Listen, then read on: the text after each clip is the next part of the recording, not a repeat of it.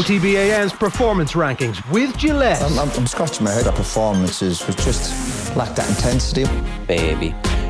You were giving me dagger looks there because I was talking about Ramsdale before we got to the Performance Rankings. That was it. Yeah. That's it. All right, Nathan, take it away.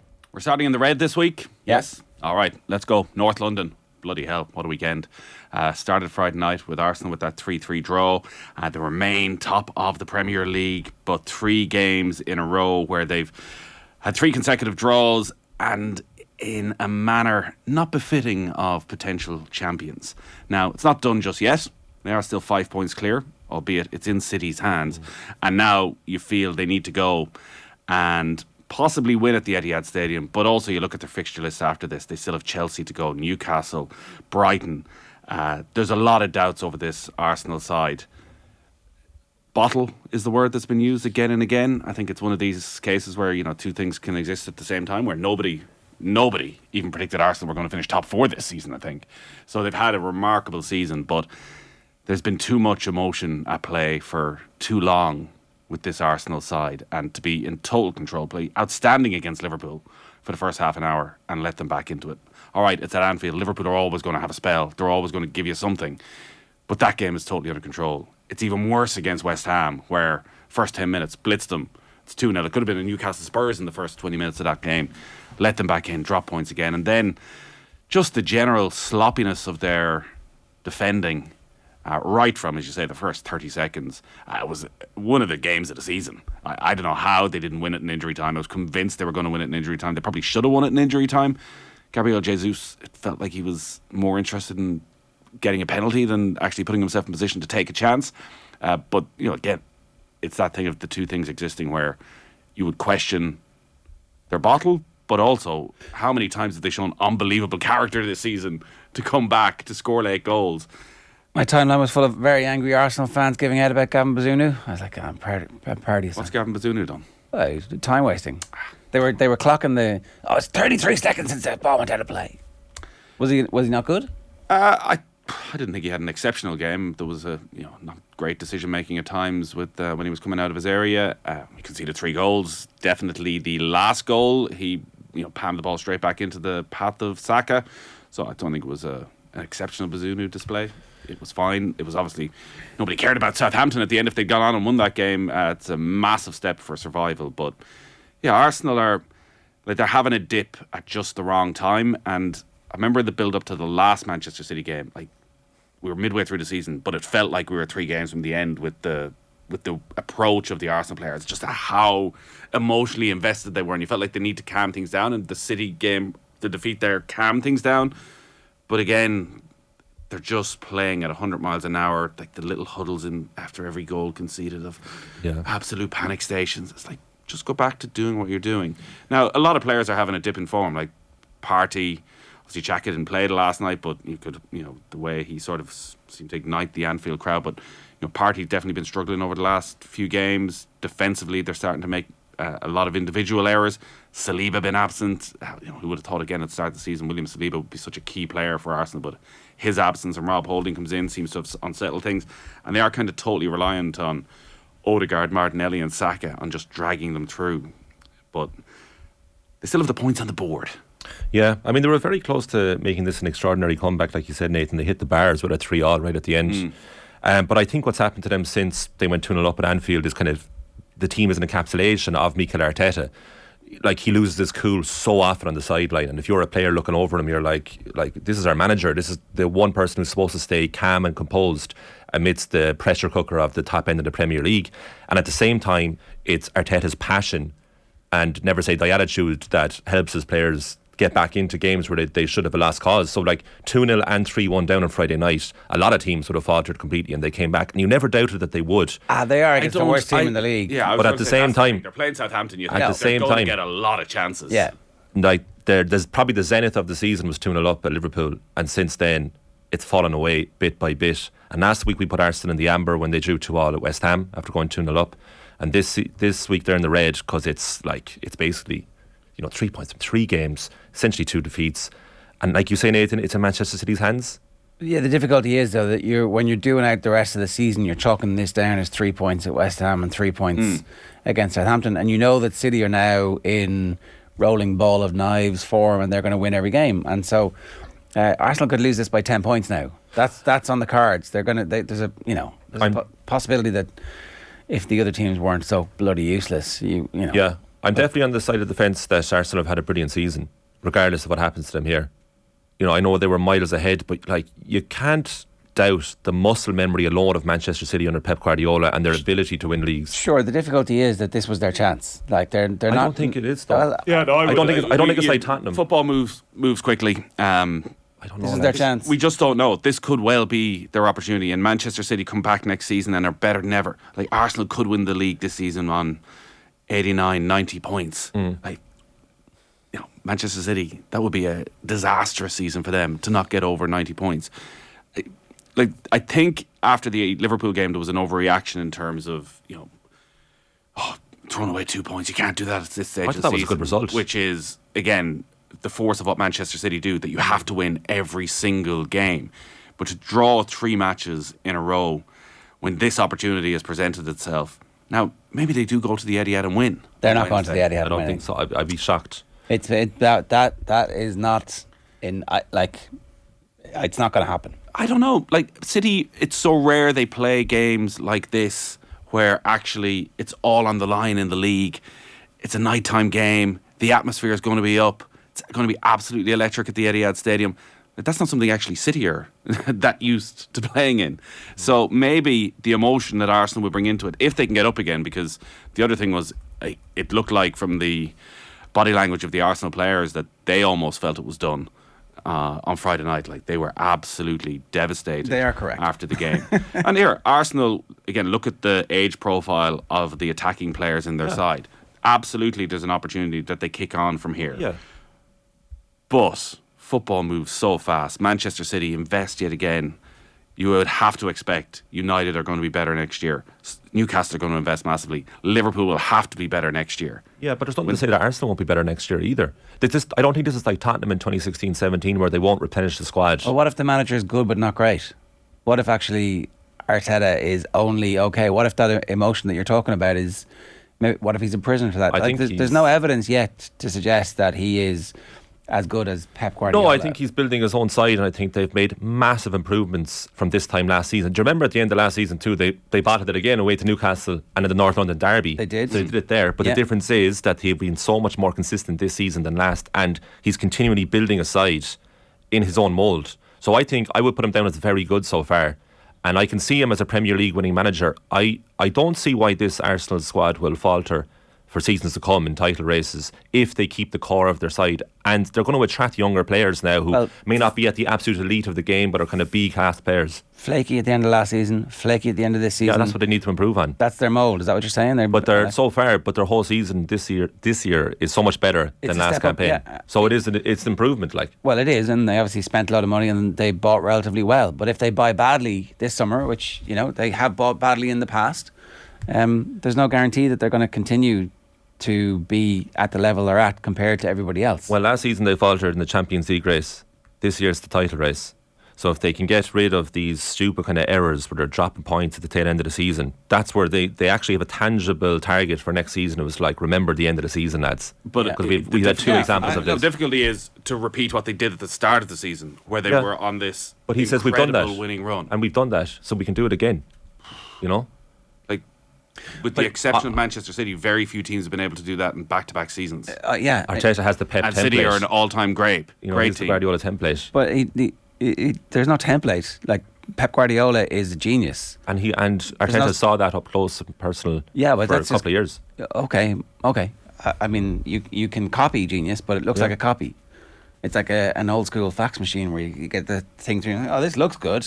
All the greats borrow from greats. The Rolling Stones. Blues music. Yeah, borrowed. It's not complete. So Arsenal are the Rolling Stones in this analogy, right?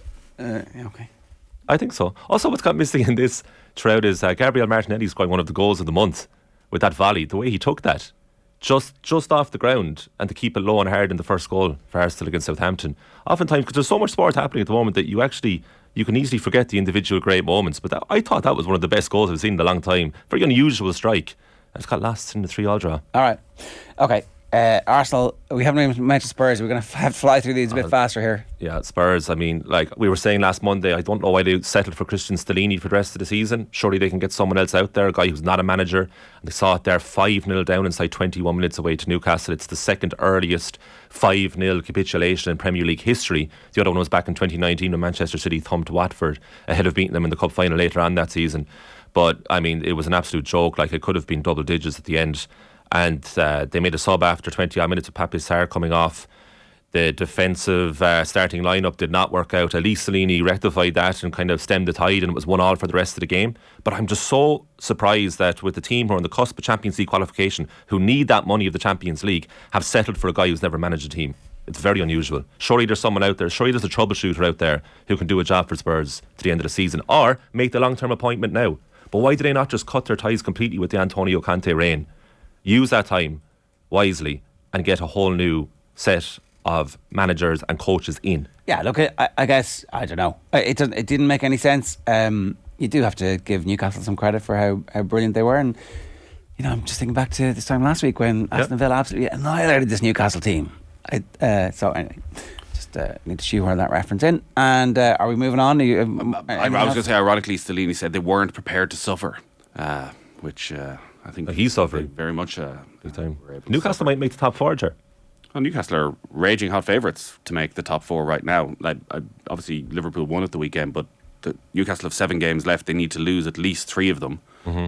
And Liverpool win all their games with what we saw from Liverpool at the weekend is just not going to happen. They're conceding way too many goals.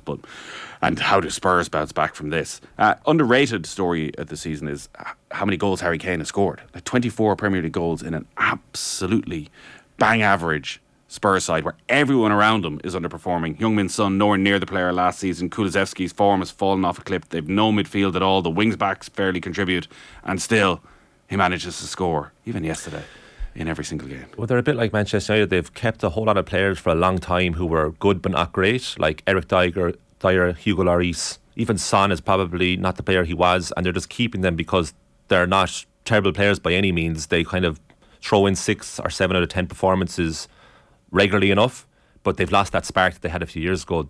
Again, like you used the word replenish, they need to replenish that squad completely. It's going to be very interesting to see what happens and who is actually into taking that gig.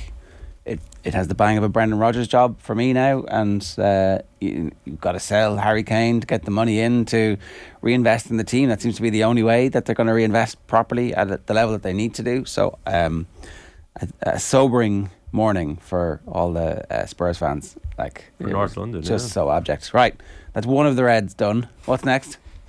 Next in the red, Meath. Wow. Meath are heading to the Tailteann Cup. They will not be part of the All-Ireland series. Beaten by Offaly yesterday. Colm O'Rourke in his first season already under enormous pressure. Looking rather glum on the back of most of this morning's papers. We're going to have Anthony Moyles in and we can do a proper deep dive in this, but from talking to a few people yesterday, this didn't come as a massive shock. They needed a fluky goal to draw with Offaly last year. They've generally struggled against a lot of these mid-ranking teams, and right from the start I think there were question marks about what Colm O'Rourke was trying to do tactically with this side. Two early successes in the league, which if they hadn't happened, they'd be Division 3 team next season, and like it'd be as low as they've been ever. Yeah, like they showed little or nothing in the league, as you say. It was the ineptitude of other sides that kept them in the league. They were being heralded for the goal scoring and lumping the ball into the full forward line for the first 2 weeks, and then after that everybody was like, oh, that's what you're going to do, Grant. What else you got? Oh, nothing. Yeah. Well, there seems to be some confusion as to what the game plan would be, and that they have brought in some of the backroom staff from the Meath Ladies footballers, but the style of play that the men are playing is looks nothing like what helped the Meath Ladies to such success. And yeah, in some ways, like we've looked at Meath and make an excuse, have they been just beaten down so much by the Dub success that there's not young players coming through? But even still, LMFM said one of the worst results in living memory for the Royals. Like that's a nadir. The lowest of the low. That's not to pour Offaly in all this. Obviously, they deserve a lot of praise. And in a normal week, they would have been in the green. It's just that they were too busy this morning to shoehorn them into the green. But Meath is the story here, where if you remember back, like the whole point of what the O'Rourke era was supposed to be about was beat Dublin. Now they're not in the same competition as them. Yeah, it was going to revitalise the entire county, and nobody was expecting in year one they're going to go and beat Dublin, but that this was the start, that by year 3 they would be there back contending in Leinster finals and being a real team in a Leinster final. But like Meath have been I wouldn't say a downward spiral to this extent for a long, long time. They had that season in Division 1, but they didn't look of that sort of quality at all.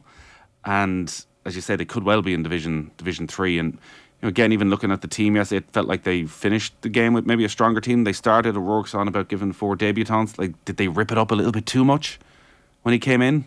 Did it need the sort of dramatic surgery that he's given this Meath side so quickly? And now you look at it and wonder where O'Rourke goes from here. Like, they head towards the Tailteann Cup. It feels if O'Rourke is to get years 2 and 3, like, they need to perform in the Tailteann Cup. They can't just throw their hat at it now for the season. Like, they need to be getting to a Tailteann Cup final or winning a Tailteann Cup. If Down beat Armagh in the Ulster semi-final, Down won't be in the Tailteann Cup. But if Armagh beat Down, which you probably would expect at this stage, but that's going to be a very tight game. Like, if Conor Laverty can keep all of his players around for the Tailteann Cup, then you'd make them overwhelming favourites for it. Yeah, there was such immense positivity around the appointment, wasn't there? And when he was on, even Tommy Tiernan talking about what he wants to do with this Meath setup. But you look at even listening to him afterwards, like, we'll have a bit of audio there that we'll play in a while after the match. But like, he didn't hide away from it. Like, everything went wrong. We weren't good enough in the day. You got 70 plus minutes to score more than the opposition, and we couldn't do that. It's tough, but it's an opportunity as well. We're in the Tailteann Cup. We're going to make the most of it. I mean, is there any sort of excitement at all around Meath about the Tailteann Cup? If they were to win it, like, it's green shoots and it's football into the summer, and the panel will be fully formed next year, and they won't be behind everybody else when that comes around. But like, we didn't see Westmeath parlay success last year into promotion in the league, which is the single most important thing that could have happened. If you look at Monaghan need to be the example for all of these smaller counties, or counties who are below where they think they should be. Their club system is run brilliantly, and they have a throughput of players constantly. And also, obviously it helps when you've McManus playing the way that he's playing every year for the last 17 years. But at the same time, like, Meath have no excuses here. Like, this is as grim a vista as they possibly can have. And so, I don't know. We'll see how excited the county are. Like, we'll see how many people come out for those games. It's always hard for a county with the history of Meath to try and reset for a Tailteann Cup. Like, you talk about Down, if Down were to end up there, it would be seen as a big stepping stone for them if they were to go to the Tailteann Cup and go and win it. Like, Meath will look at the Tailteann Cup and think, we're above this. Now, they're not. Clearly, they are not. But do the players take it seriously? Do they feel that they belong in the Tailteann Cup? Do they feel that they're in a position where we need to start from the bottom again and sort of build ourselves up and prove that we're the best of the rest? Because they're a million miles off Sam Maguire level. Never mind that absolute elite of the top 6 or 7 teams. Like, they would get whipped by any of those teams right now. So it's going to be interesting to see what O'Rourke can do to keep all the players there for the Tailteann Cup, and because they should, they should be getting into the latter stages of the Tailteann Cup. We are potentially a couple of weeks away from a couple of other teams dropping down into the Tailteann Cup as a result of their Kildare Meath Tailteann Cup clash is the one we're all looking forward to. Their league performances. So we shall see. There's not that many permutations really. The Louth Offaly game is suddenly a game of significant interest for Kildare football fans, as is the Ulster football semi-final. If Offaly or Down win, Kildare are into the Tailteann Cup. Yeah, fair play to Offaly too. Like, first back-to-back win in Leinster since 2006. Well, the fact that this was Meath's first game of the championship and Offaly already had that game, I'm sure gave them a something of an advantage. And as you say, maybe it's too historical to be looking at it going, well, Meath will always beat Offaly in Leinster. Their ambition surpasses the reality for Meath. Maybe more than any other county at the moment. Well, I get more than that than Anthony Miles, I'd say. It'll be interesting to hear from him. Yeah, if you're a Meath fan, we'd love to hear from you. If you're an Offaly fan, we'd love to hear from you. It's an incredible result, and obviously they talked in the aftermath about the passing of Liam Kearns and how his name has been mentioned in the build-up to the games by the team as well. Like, an incredibly emotional victory for them, and it would be remiss of us not to mention that in passing this morning too. So that's Meath in the red. What else? The amber We're going for the Irish teams in the URC. A bit of a mixed bag over the weekend, the final round of the regular season. Munster probably the standout result, 22 all draw against the Sharks. Very unlucky not to win it. Gavin Coombs was held up on the line after 80 minutes, and it was kind of hard to see on the video evidence whether he did manage to touch the ball down, but it didn't matter in the end because Munster would have finished up in the same place. It was a real struggle in the first half for Munster. The Sharks absolutely killed them in the scrum, but showed a lot of grit, a lot of determination, got the draw, secured themselves Champions Cup rugby for next season in the knockout stages, and an opportunity maybe over the next month to finally start to build a little bit of something. As like everybody else, I was doing a lot of flicking through channels on Saturday. When I flicked on TG Cahir to the Leinster game, I was quite confused as to what I saw, and I think it might have been 55-0 when I switched on. Remember, Leinster were unbeaten all season in the URC. Now this was, I don't know if you would call it a second string team. It was the kids. Yeah. They probably needed an annihilation of some sort, didn't they? Why? Because if they're just going to constantly win over and over again, they need some sort of example. Or Leo Cullen does, to say like, look, this is what happens when we're not quite on it. Because at the moment he's like, Jesus, everything's going so extremely well, no matter who I put out there. Yeah, but for Leo Cullen to have that conversation, he'd need 100 people in the room because the first 60 of them weren't involved. Yeah, but you can say, well, look, lads, this is the standard you need to get to if you're going to be in the A group. So it's something for him. I mean, I would look at it as some sort of positive, but the result is so ugly that probably at the moment all they're thinking is, Jesus, what happened there? Yeah, the result is pretty ugly. The result is pretty ugly. They obviously have bigger fish to fry. Next week it's Toulouse, and I don't know, Toulouse are amazing. So there is a potential. Stuart Barnes writing in the paper yesterday, this is the potential to be the best game of the year. One of the all-time great European games. Like, it really does. So yeah, like, remember, Leinster didn't even send their coaching team over to South Africa for this. Well, they sent Sean O'Brien over. They came home early. Yeah, to prepare for that game. So Connacht's beaten but still alive, and we'll be playing Champions Cup next season if neither Glasgow or Benetton win the Challenge Cup. You were mentioning beforehand, like Toulon looked by far and away the best team in that. So unless there's a shock, Connacht will be back in the Champions Cup. Tight game, 29-27. So it's Connacht against Ulster in the quarterfinals. You make Ulster slight favourites for that, but they had some injury concerns in the game on Friday night. They weren't particularly exciting to watch. There's just a feeling like Ulster are on the verge or something, but are still kind of struggling a little bit for what their full identity is. I don't know. To a conversation from 5 years ago. Well, that's the thing. That is the thing. Like, I see somebody talking over the weekend about maybe Joey Carberry could end up there. I don't know. Like, Ben Healy comes off the bench and plays really well for Munster, and everybody's like, oh, wouldn't it be better if he was still Irish? Wouldn't it be better? Jacob Stockdale's back. He is. What do you think? He is back. A mixed bag with the high ball. Few knock-ons in the air that if you're going to displace Mac Hansen or get into the match day 23, you can't be making those mistakes. But I think that the commentator said that was his first try at Ravenhill in 2 years. Wow. But he looks like he's enjoying his rugby again. He's still only 27. Incredibly experienced, already in the top 5 or 6 of our top try scorers of all time. So at 22 he was the golden boy of Irish rugby, so to come back you have to give him credit, Arsenal style. I wonder would he ever return to the peaks of what he had in 2018. So it's Leinster against Sharks, Munster go to Glasgow, and it's Ulster against Connacht. Leinster by far and away the best team obviously in the competition, but it'll just be interesting that they play Toulouse next week, then they take on Sharks the week after, then there's more Champions Cup, then you're back into the knockout stages, so they're the ones with the fixture list. So then I guess we'll see 5 exciting weeks in a row if they can just get over Toulouse next week. Right, what's next? We're into the green. We are going Limerick and Tipperary, who were the 2 winners on the opening weekend of the Munster Hurling Championship. Plenty to chat about, I think it's fair to say, with both of these performances. John Kiley, not happy at all with what we've all been saying over the last few weeks. When I saw the quotes, I was wondering what he was talking about. Some amount of bullshit. Yeah. Some amount of bullshit been spoken over the past week. I was wondering, was it the Limerick are too good, they're ruining hurling? I think it was basically that everyone was saying that Limerick are going to cruise through Munster.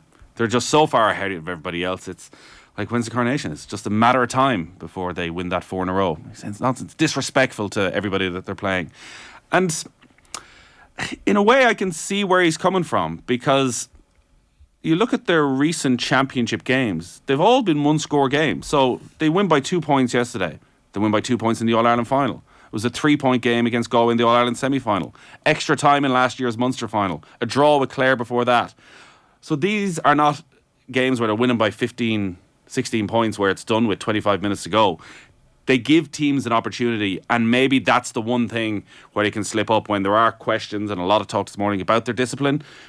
And the red card for Grode Hegarty yesterday, and maybe Seamus Flanagan was very fortunate to stay on the pitch, a really high hit from him as well, that maybe a sending off at the wrong time in the wrong game will somehow see them get caught. But yesterday, much like the All-Ireland final, even though Waterford were right there and they had a load of wides in the second half, and there was the one where Ozzie Gleeson kicked it over the bar and it was brought back for the free, and Stephen Bennett misses that free was unbelievable. Desi Hutchinson missed a couple. You still never felt Waterford were going to win the game. Much like Kilkenny in the All-Ireland final last year, even though they were right there, they just about hold you at arm's length. They should have won that. They should have won that game. I know they were getting hammered at the start, but to play with an extra man for over 22 minutes, they should have won that. They're not that far behind. Limerick, but actually, but it does go back to the Limerick conversation, George. Remember a couple of weeks ago, Shane was saying he's getting bored of the Limerick dominance, but it's not like they're annihilating teams like Leinster Rugby. As Nathan just outlined, there are loads of examples. They're giving everyone a chance, and it's not just a discipline issue. It's their gung-ho attitude towards scoring leaves gaps. Even though they're very good at avoiding conceding goals, but they'll give you points. They'll give you points. 6 wides yesterday. They didn't rack up a massive score. Quick counterpoint. What if this is like the incident at Anfield where everything is going your way and suddenly you put in a brutal tackle and the whole crowd is in fuego? What if now Limerick are in fuego after this? That's my prediction here, is that Waterford have roused the beast, and that because Grode Hegarty got a second yellow, so does that mean there's no ban for that? Is he available next week? I don't know. Saturday night to play Clare at the Gaelic grounds. I don't know if Declan Hanlon will be back either. The extent of that is tied to Burke as well for Waterford. But Waterford did what people expected. They were very, very defensive. They got 14 men back. They crowded the centre. Keane Lynch had a very quiet game. Yeah, he didn't score. The one thing with Limerick that we've seen over the last few years is that if Keane Lynch has a quiet game today, he ain't going to have a quiet game next Saturday night. No, and also the weather is still crap. I do feel like they're top of the ground, ball travelling very far. The puck outs go an extra 10 yards. They bring their bigger men in. At some point, Kyle Hayes might go back up to the forwards. Limerick are just getting going here. Everybody, calm down. Yeah. You were saying is that Waterford waking the beast. Is it not just that we're underrating Waterford a bit, that they're actually probably one of the biggest contenders to Limerick? Well, let's wait and see. Let's wait and see how this, because we can easily overreact to the first week of championship fixtures. It'd be easy, I think, if you're Tipperary, not to overreact, not to be excited. They should be excited. I feel like somebody was saying they were coming in under the radar. Not really, though. Didn't feel that way. Tip of the scoring power. The problem for Waterford is, for them to contain Limerick, they have to be so defensive. And James Skehill was on the hurling pod last night making the point, 19 points is never going to beat Limerick. It was always what Andy Moore used to say about Mayo when they played the Dubs. You had to score 20 points. You knew you had to get to 20 somehow to have any chance. And actually, when you look at and again, if you're going out against Limerick, 19 points, you're thinking you're going to have to get 25, 26 minimum. Whereas Tip, you feel, have that, 5-22 yesterday. All right, they were given a couple of soft goals very early on, but 5 goals in a Munster Championship game, having scored a heap of goals in the league as well, except obviously in the game against Limerick in the semi-final. But 5-22, Jason Ford didn't score from play. I'm interested. Think OTB need to do a segment on how poor punditry has gone, says Joe Show. It's poor across many sports, but the Sunday game is now not worth watching. Dowling refuses to comment on any Limerick discipline issues, and somebody else pointing out that they did loads on discipline from another team last year. It does strike me that getting the former teammate to do the bit on the discipline stuff doesn't make that much sense. Is there nobody else you're going to take that bit and I'll Yeah, well, Ursula Jacob was there sitting beside Shane Dowling. I think what Shane Dowling was saying was these are incidents that happen in a 100 miles an hour game of hurling, and particularly the Seamus Flanagan one, when you slow it right down, it looks bad. It's a big hit on the Waterford player. He's a little bit high, throws the shoulder in a little bit too much. The point Dowling was making, which I would actually agree with him, is that's on the pitch. These things happen. Referee take care of it.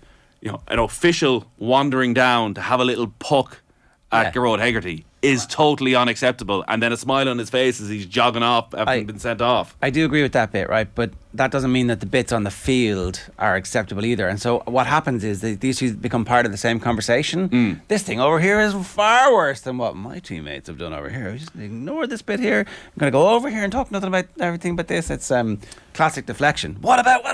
Well, look, what you need is Tommy Walsh, who was live at the game for us yesterday, where there's no freeze.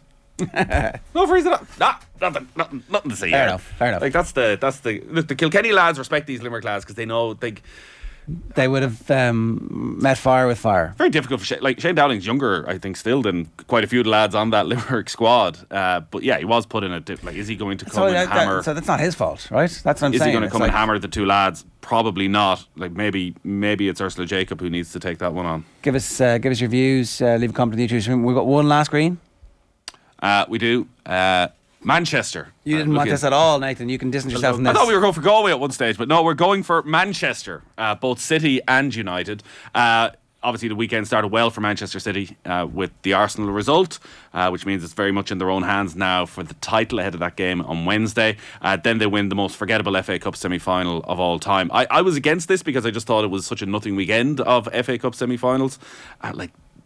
Why that game was played at Wembley against Sheffield United, where again, such is the fixture list. Like Sheffield United, albeit pretty much secured promotion, but like they're playing twice a week all the time. The stadium is half empty. There was no energy to the game at all. Sheffield United offered little or nothing. Riyad Mahrez is brilliant, probably the most underappreciated footballer in English football over the last 10 years. Scores a hat trick. So City was Player of the Year one year. He was, yes, when Leicester won the league. Yeah. Yeah. No, but I still think there's if you're picking, people are always a bit, easy Aussie, easy Aussie. Yeah. Okay. Top class, Riyad Mahrez. And then yesterday's game was dull and dour for most of it until everyone started to get a little bit tired, and it opened right up between United and Brighton. Brighton, they had their chances. Particularly the one. Evan Ferguson, apparently, we saw footage of him arriving, and Bobby Zamora was on telly saying, during the week he knew he wasn't going to play, but then actually I think they left it to the last second, and he went out in the field and just couldn't go. Yeah, it's a real shame. Shame because Dennis Sundav was so central to Brighton, the third choice striker. He had that chance. If his first touch was better, that would have been game, set and match, and Brighton would have gone through, and they definitely would have been in the green. But I think it was a good cup tie yesterday, far better than the first one. I thought it was a game full of errors and nobody played that well, but there was chances galore. It could have gone either way, and it was probably perfectly encapsulated by the penalty shootout. To the point that we were having the conversation last week about Rio Ferdinand. It's a better season for Man United having won the Carabao Cup. If Man United were to upset Man City in the cup final, almost nothing else would matter for the rest of the year. If they were just able to do that for the Man United fans, I'm having that. I'm having that. All of a sudden, that's a better season than Arsenal suddenly flaking. Where are you on that? The way they are. I was having this debate with Arthur in here on Thursday night, and he was very passionate that if Arsenal don't win the league, it's sort of a forgettable season, the Manchester United season. Yeah. I think what Arsenal have had over the last year far surpasses. It has to end well for Arsenal. If it blows up now, if they get hammered during the week and then basically don't win that many more points for the rest of the season, there's still a scenario where it's been there. They're still there on disaster. Wednesday night playing in one of the biggest Premier League games in recent times, where it's all on the line. Yeah. No, I get that. I was certainly. I'm not having any. It's a better season for Man United winning the Carabao Cup, because if they win the Carabao Cup and don't do anything else, this was before they got absolutely trounced by Sevilla and then scraping through against Brighton yesterday. If the other potential here is that they get hammered by Man City, who are cascading to glory, securing the second leg of the treble. Will it be the second at that stage? Is it cup final after? It is, yeah. Cup final is 3rd of June.